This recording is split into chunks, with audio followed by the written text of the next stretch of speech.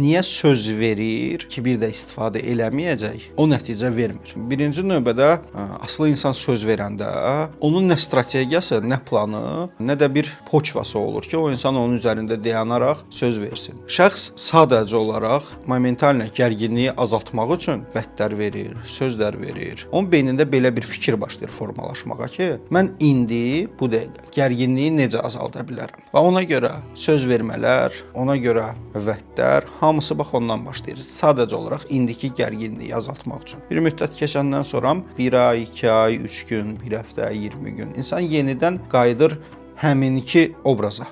Həminki bir qaydaya, həminki bir obraza. Çünki bu insanın nə strategiyası, nə planı, nə ayağının altında belə deyək, bir növrəsi yoxdur ki, insan sağalma prosesində olsun. Valideyn isə hər bir sözdən başlayır ümidlənməyə. Ümidlənir, amma hər dəfəsində o verilən sözlər, o verilən vədlər yerinə yetirilmədikcə valideyn bir dənə şeyi başa düşməlidir ki, sağalmaq bir nəfərin işi deyil. Sağalmaq kompleks şəkildə olmalıdır və sağalmaq davamlı bir şəkildə olmalıdır.